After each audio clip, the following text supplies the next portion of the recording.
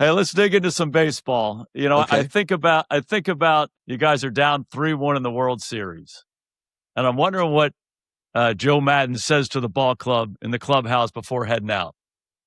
Well, I wasn't really big on any kind of, it's not like a football thing. We do it every day. Yeah. What I do is, excuse me, I have team meetings in spring training. I have two when the pitchers and catchers report, and then when the whole squad is there.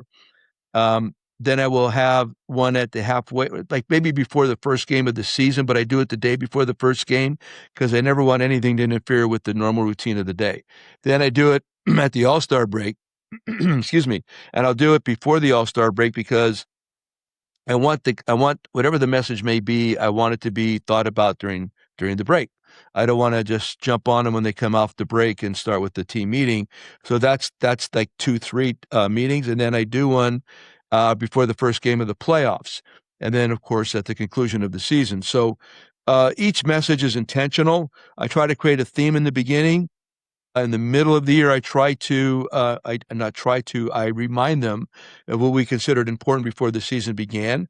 And then in the playoffs, the one message I always want to bring to their attention is that, listen, guys, something's going to go wrong here. Something's going to go sideways. For as much as we don't want it to, it is. So just expect that to happen, and then we're going to get out of it real quickly. Because the one Yeah. thing I learned early on in the playoffs, when you get down, all of a sudden you look at your guys and you get a really bad, distant look about them. Right. That doesn't work. That's when it's time you just throw some dirt on them. I recognized that when I was with the Angels in 2002. We were playing the Yankees in a clincher game in Anaheim, Game 5 of the DS, and we got on top. And I'm looking out there, and it's an experienced club. I'm looking at them, like, dang, I mean, they're not that into it right now. They got this look. And from that moment on, that has really been indelible to me that you Yeah. want the other team to have that look, and you definitely don't want your boys to have it. Yeah. I think that's such an important thing. I can't tell you the number of times I said to our guys, hey, guys, it ain't going to be perfect. It ain't going to be perfect. Understand that they're good too. They have great coaches on their side. They got great players. It's a hard game. We're not going to make every block. Bad things are going to happen. We're going to have to punt. We'll throw an interception. Somebody might get hurt. It's that ability to understand that stuff's coming. And then, like you said, get out of it quickly, respond the right way. Absolutely. It comes in the same, negative situations occur in a baseball game, whether it's a hung slider, striking out with a runner, bases loaded, 2 out, whatever the error you're talking about, it's all going to happen. The bad call by the umpire, which now a lot of it gets reinstated because of replay, but didn't at the time. Um, I just wanted us to play our game. Scouting reports are wonderful, but it's almost like Coach John Wooden. Coach Wooden wanted the scouting report, but he wanted his guys to play their game Yeah.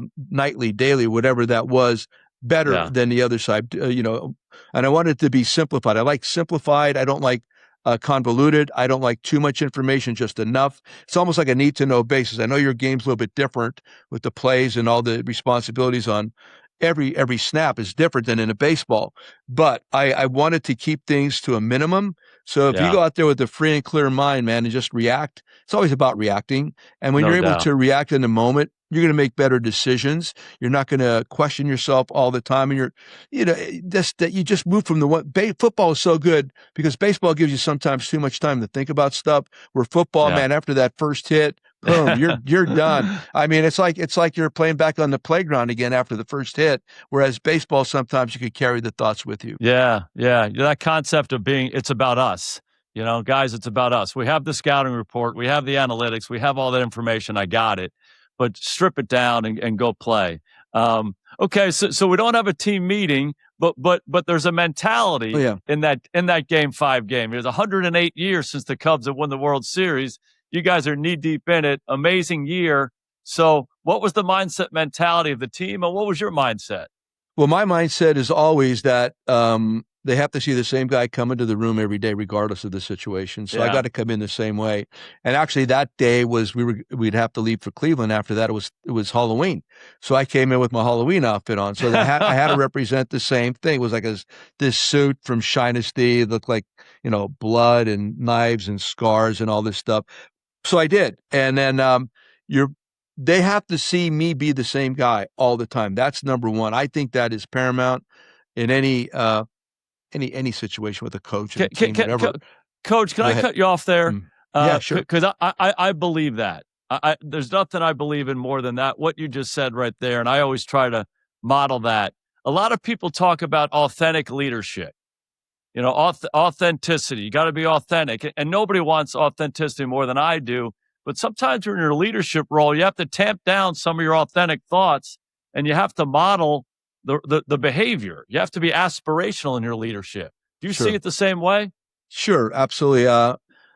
I love the word authenticity. Let me start right there. I actually had a T-shirt made up because I had the city of Chicago in the background, and then you put cities at the end of that. The city of Chicago could not be more authentic than Yeah, no than doubt. the city of Chicago, which I love.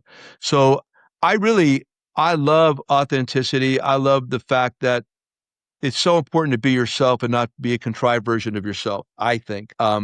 So with all my guys, I wanted them on a daily basis. I did not want a either convoluted or contrived version of themselves. There's times that you have to, I didn't act out a whole lot, though. I didn't. I had a really same approach on a daily basis. My responsibility, I always felt, was for me was to coach the coaches and the coaches to coach the players. And I always liked that pecking order. And then I wanted the players to run the clubhouse themselves. I didn't like to interfere because anytime, especially in a playoff situation, that you go outside of your normal patterns, the players feel it real quickly. They understand. He's talking different. He's acting different. He's asking for things that he didn't ask for during the regular season. And I really try to refrain from that. I want to reduce. I have the phrase "do simple better." I want less information. I don't want more information.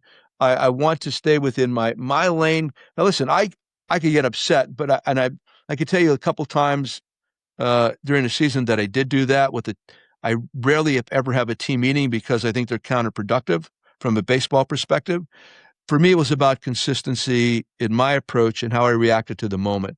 They needed to see that same cat in that moment. So Yeah. I love your word authenticity. I use that often, and that's what I would really be centered on was to really stay true to what our process is, what our game Yeah. plans are, whatever that may be. Stay true to that. Now, you have to be flexible. There's no question. Flexibility is a big part of all this, and I want them to know that too. Now, listen, when things are going off key a little bit, we have to remain flexible. However, we play 162. I really like I love the process. And Yeah, no so doubt. you stay with that, and then you make your flexible adjustments as necessary.